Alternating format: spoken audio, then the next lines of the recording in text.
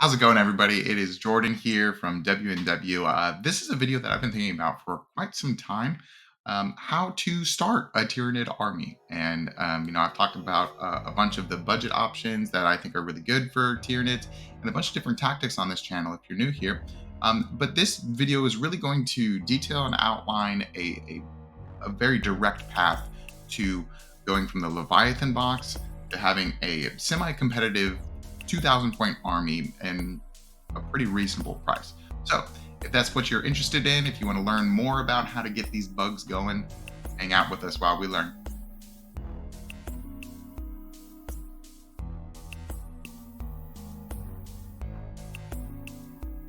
Okay, so in this video, we're basically going to base everything off of the Leviathan box.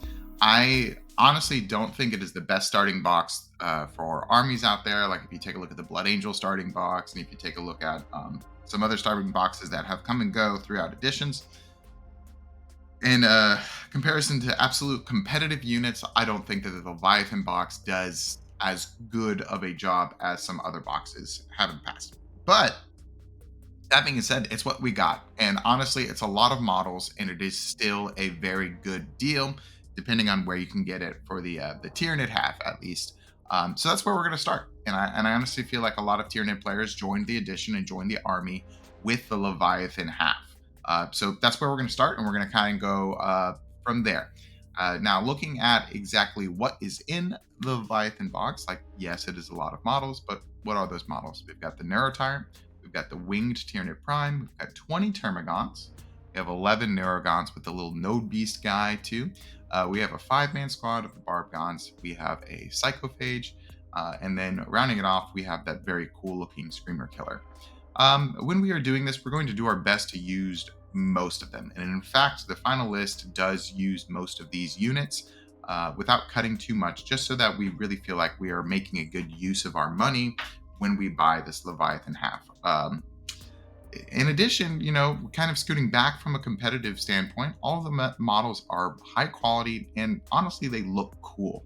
Games Workshop definitely did a really good job with these kind of newish looking bug sculpts, and they've really done a good job with 10th edition with revamping the Tyranids as well. So honestly, from a collector standpoint, even if you don't use all of these models in the box, they're cool and they're fun to have. If we just think about it for a second with a miniature standpoint as opposed to straightforward competitive, they're cool to have. In addition, some of these units are staples of the army, and you will see them a lot. The Neuro Tyrant, I pretty much put in every single one of my lists, kind of without even thinking about it. He just goes in there. He's really good. Has a good flamer, and he has a great ability for Shadow in the Warp as well. So I'm never sad to have him in my list, and he's one of the best models out of the Leviathan box as well.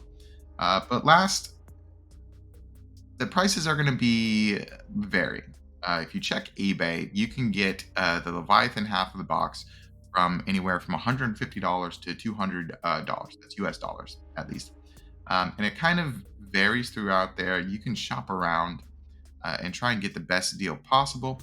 In addition, you can also kind of piecemeal this out. If you are going for more selecting singular units, I would probably suggest not going straight for everything on the Leviathan box.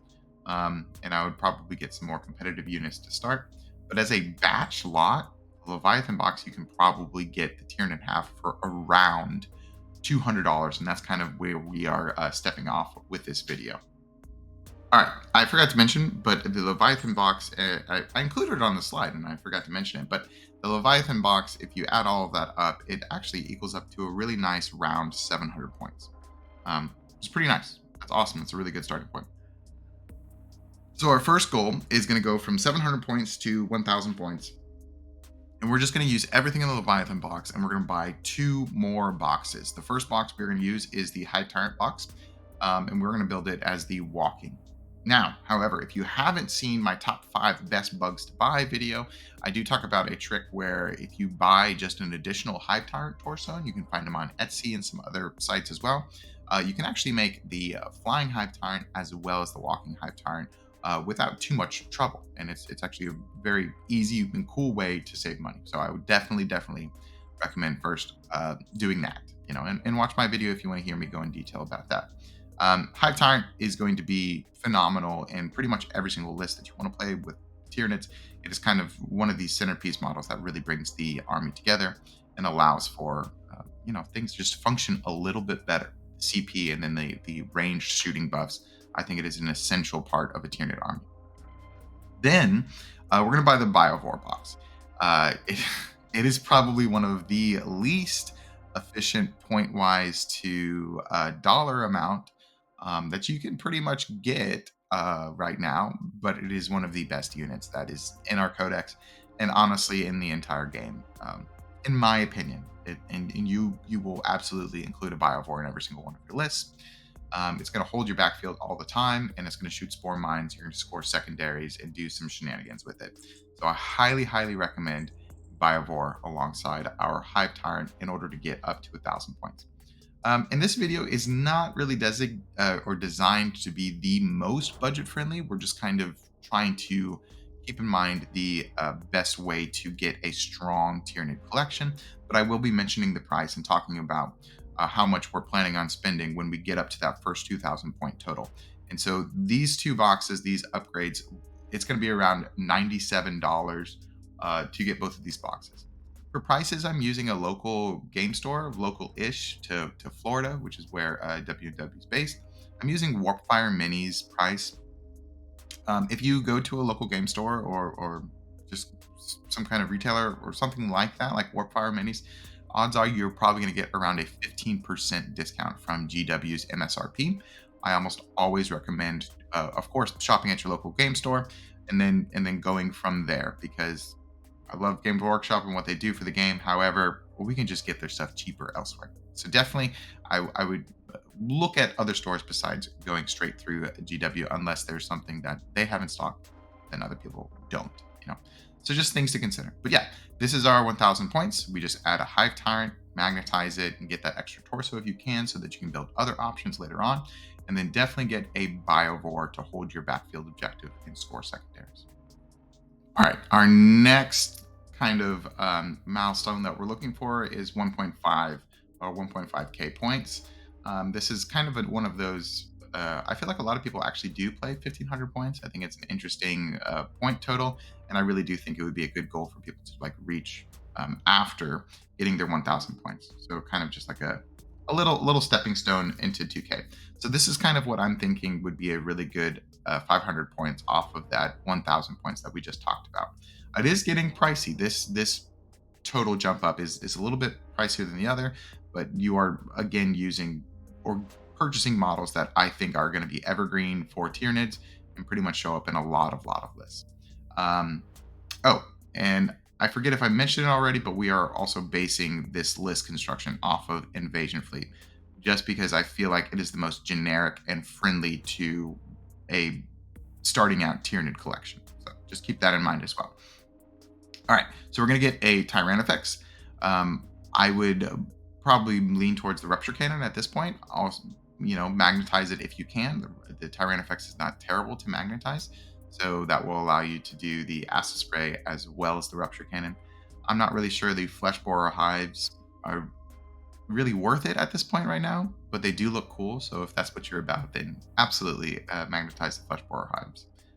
In addition, the Turvagon maybe as well. Then we have the Exocrine. Magnetize it to a Harspex if you can, in case you want to run that big tentacle beast sometime in the future. But definitely the Exocrine is going to be the primary unit that we're going to use out of that box. Then to round up this 500 points, we're going to do 2 boxes of Gargoyles. And then, they're just really good units. And I know they're pricey with 85 points, and they're about $40 a piece, I think. But I definitely think every single Tyranid army should at least have the availability of 2 Gargoyle boxes. And then if we look back at our list and we put Perfectly Adapted on the Hive Tyrant, this should round us out to be right around 1,500 points with 1,495 points total. And then in addition, that price tag at the bottom is going to be just over $200. So if you are interested in following along with this video, kind of think about your budget and just understand where those where those dollar amounts are, and then these units. However, if this was your first 1,500 points starting in Tyranids, I seriously think that this would be an incredible start for anybody's collection. Before we reach our 2,000 points, I think honestly the best thing that you can do for your Tyranid army is to subscribe to this channel. Um, we do weekly tactics videos pretty much on Tyranids. In addition, I've started a weekly army list review show on Mondays around 4:30 p.m. Eastern Standard Time, where I review your list. Yes, you in this community, you can submit your list. Go to the community the community page on our channel itself. Submit your list through that thread there, and I'll review it. We have a little bit of a queue right now, but if you would like for your list to be reviewed pretty much the next week after you post your list, consider being a member.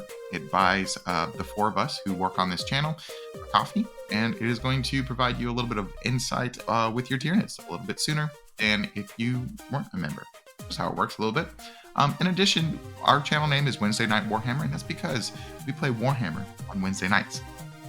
Wednesday nights around 5:30 p.m. Eastern Standard Time. We have competitive fun matches every single week, and we really do our best to provide high quality entertainment as well as high quality lists. We don't intentionally play worse lists in order for it to be a fun game, but we provide the fun ourselves. So if that's something that you feel like you are interested, please join us for a live stream. We'd love to have you. In addition, we are starting a giveaway very soon. We have purchased a Battle Force box. I believe it is the Imperial Knights box. We're going to have that giveaway going pretty soon for the holidays. If you would like to join that giveaway for free, of course, join our Discord. We'll be having that giveaway coming up very, very, very soon. And we will announce the steps in order to join that giveaway through our announcements page in that Discord.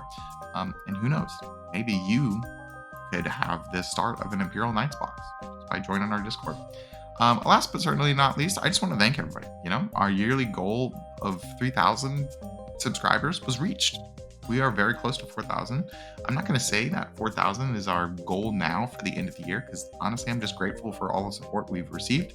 Thank you. If you'd like to join us on this incredible bug journey, hit the subscribe button, hit a like, and I don't know, tell me how your day's going in the comments.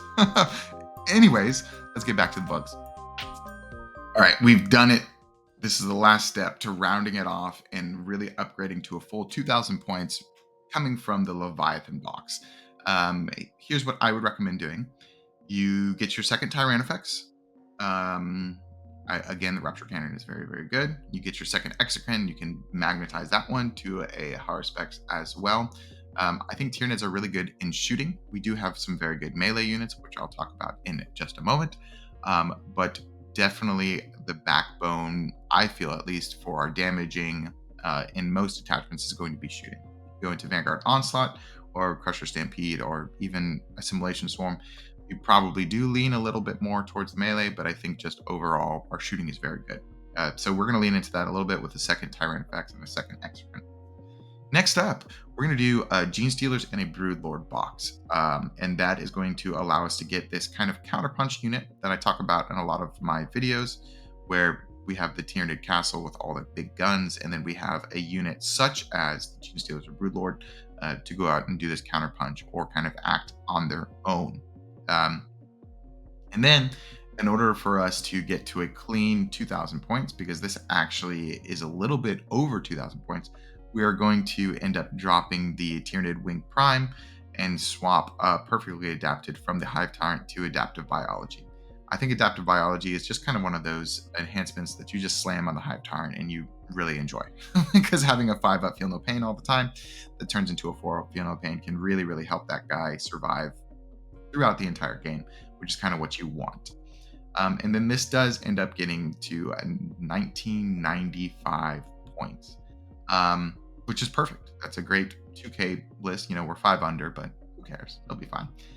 If you're interested in hearing me talk more about the Gene Stealers, Tyranifex, and Exocrine, again, I think I already plugged it before, but my top 5 bugs to buy kind of goes in depth, in detail with the price points on each of these units and why I think they are good purchases. I definitely think they're safe units to buy, and I think they really kind of exemplify the Tyranid aesthetic as well as the gameplay. So I'm always excited to suggest these specific units to buy. But yeah, that's our first 2,000 points. And let's take a moment to zoom out and look at what the list looks like exactly after purchasing these models. This is what we ended up with. And if we zoom out, and if I'm being honest with you, I actually really like this list. I think this list is a very, very strong starting point for any Tyranid player. Again, this is Invasion Fleet, and this is going from the Leviathan and then moving through those different milestones we did in order to create our first 2,000 point list. So in our character slot, we have the Hive Tyrant. I'm going to be doing the Walking Hive Tyrant, probably with Lash Whip Bone Sword and then Venom Cannon, and then you put Adaptive Biology on him just to make him, tanky and for him to survive throughout the entire game. Then we're going to have the Neuro Tyrant, is still a very good unit, even though he's not leading Zoanthropes or anything. He's just kind of good on his own. I would not put him with the Neurogons, if I'm being honest, because that means that he's actually more fragile than if he's not, because of activating into their toughness. But that's for another video. Next up, we have the Broodlord, which we talked about there. And then other data sheets, we have Barbgots. They're okay in here. They definitely were on the chopping block. It was either get rid of the Winged Prime or the Barbgots, but getting rid of the Winged Prime allows us to get Adaptive Biology on the Hive Tyrant, which is kind of cool. You want to have the Winged Prime as kind of like this solo mission doer kind of dude. Then I think that's a good argument there. You could swap out Winged Prime for the Barbgots and then keep perfectly adapted on the Hive Tyrant. I don't think that would be a bad idea either. Next up, we have a Biovore who's going to sit in the back and score us a bunch of points and make us really happy. Then we have two Exocrines that are really just going to do the dirty work and deal a lot of damage, and they just do heavy lifting in Tyranids for sure. Then we have that 10-man Gene Stealer squad that we've recently added, going straight to 2K.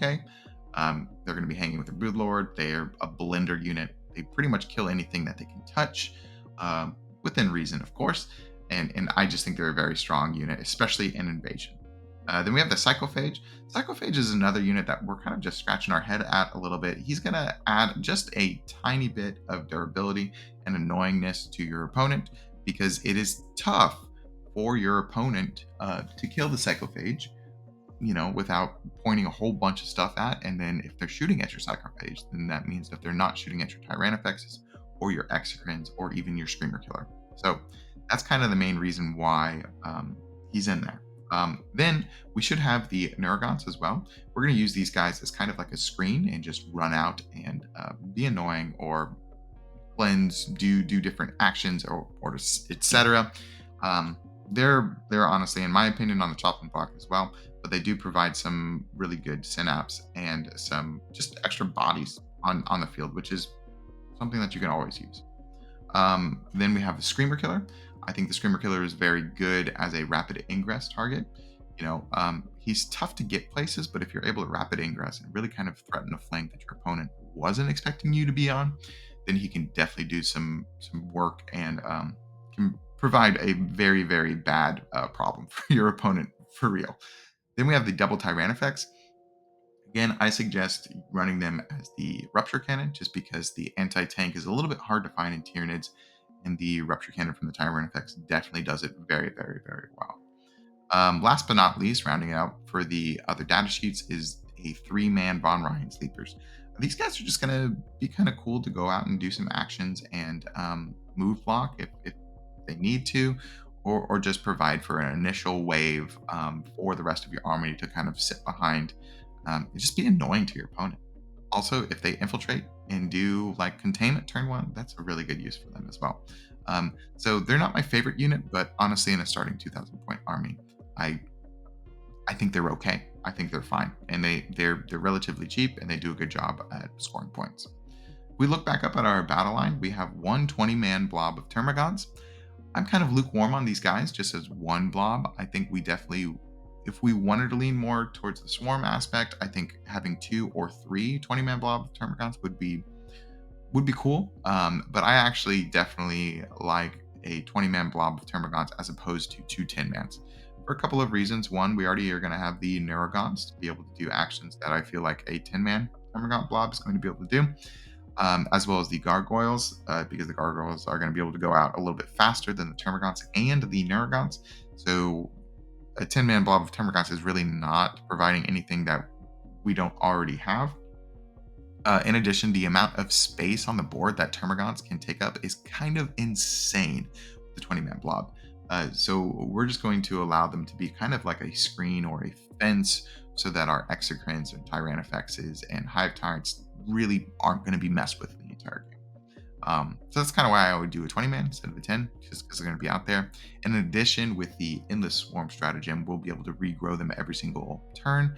And if we want to give them a 5-up Feel No Pain, then we're just going to get more efficiency off of that from a larger unit size as opposed to just the smaller 10-man. Hope that makes sense. And then the 2 gargoyles, I personally, I never leave home without 2 gargoyles. I think they are one of the best units in the entire codex that we have access to. And I would highly encourage that you try them out if you haven't already. So all of that added up together is going to end up being around $710 for our first 2,000 point Tyranid army. I don't think that's definitely a budget. and the reason why it took me so long to make this video is I tried to make Tyranid list using budget boxes, using all of the starting boxes that we have. But honestly, if we boil it down, Tyranids don't have a good starting box besides Leviathan.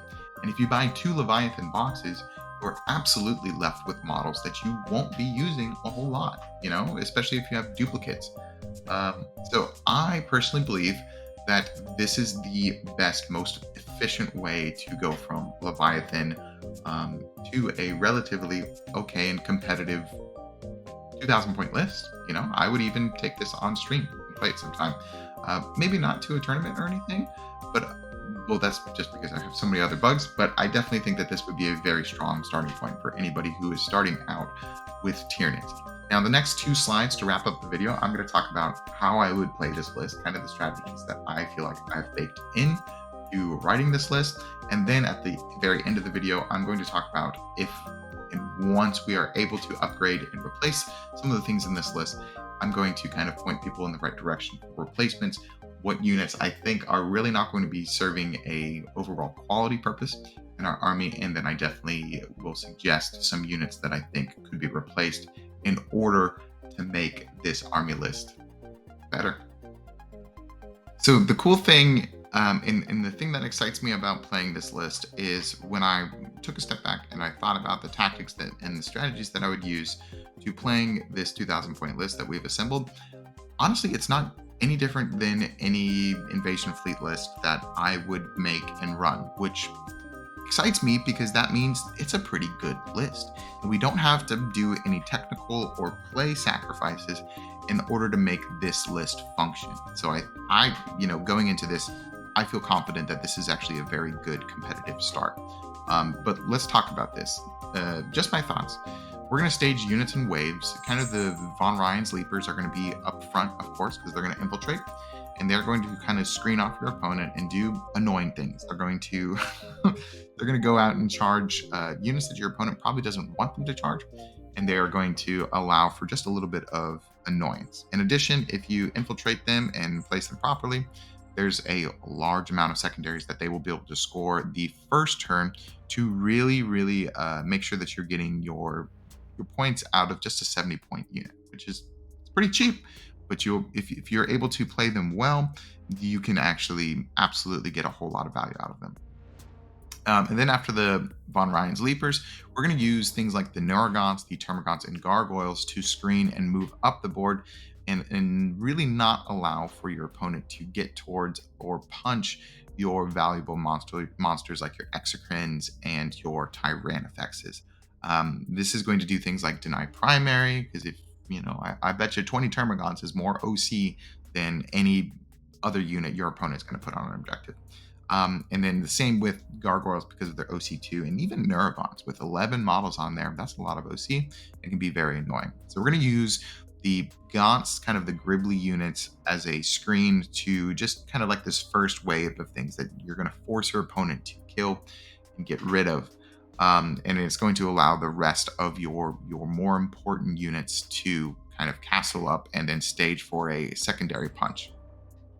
Um, Speaking of a secondary punch, use your Gene Stealers as a counter punch, not primary. I know they have Scout 8, but if you move up your Gene Stealers and try and get a first turn charge, more often than not, you are going to be disappointed because you're going to be trading this incredible 230 point unit for maybe scouts, maybe intercessors, I don't know, whatever your opponent is putting out there up front. And the odds are your opponent is also, a relatively smart individual and is not going to put their very important units in the way of a turn one Gene Stealer blob.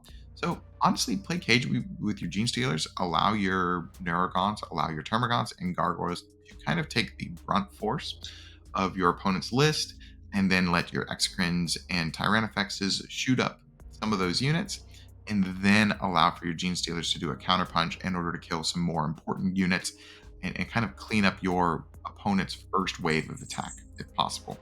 And then just a little bit of a highlight with this Screamer Killer, rapid ingress.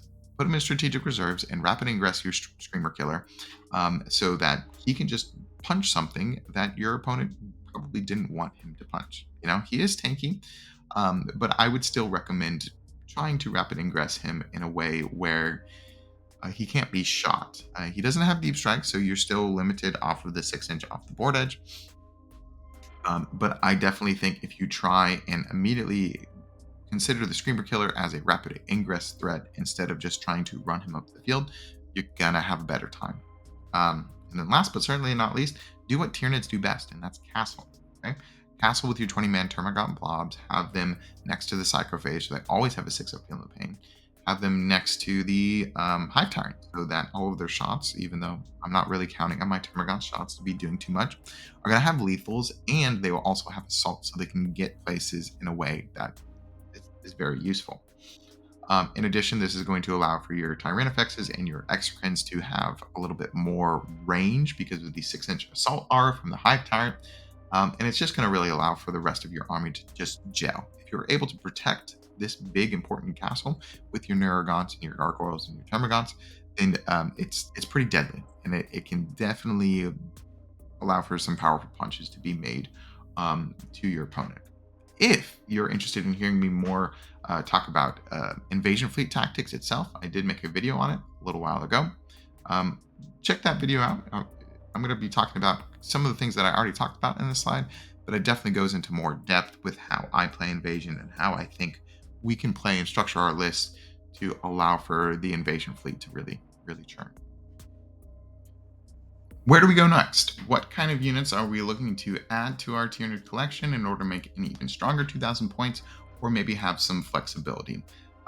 So first, talking about units that I'm not super excited to continue to run from our Leviathan box is probably the Barbgons, the Psychophage, and the Screamer Killer. And I believe we already cut the Winged Prime out from earlier on, but also I'm not super excited about immediately putting him back into the mix. I think he's okay in Vanguard Onslaught, but then at that point, then you have to buy an additional 2 boxes of Tyranid Warriors. Then going from there, it's whatever. So those units are the ones that I'm looking at dropping first. I'm actually okay on the Screamer Killer. I think the Screamer Killer is fine. If you are able to rapid ingress him and kind of be a little tricksy with getting him into combat, I think he can be pretty strong. But you definitely have to, I don't know, twist your gameplay a little bit in order to allow for him to function, just because he has to get close to stuff, So kind of thinking about that, units that I'm really interested in replacing with that is I would personally have 2 to 3 lictors. That's just kind of a standard that I have in most of my lists to allow for additional secondary play and just honestly opponent annoyance. And I think lictors are very good with annoying your opponents. I also think Zoanthropes might be a cool pickup to allow for the Neurotyrant to just provide for an extra punch within your army. In addition, we kind of want to look at what kind of archetype we want to be going into. With an invasion fleet, you can still definitely run a swarm list. In fact, that's one of the lists that I'm working on building and painting right now. I'm excited to try out. But in that list, you kind of have a minimum of 60 termagants, which are pretty easy to get. But, you know, you definitely kind of have to lean into that style if you're going to do that. So if you're not, then maybe dropping the 20-man Termagant blob is something that you look into. And that will provide a little bit of a point buffer for you to go in either direction.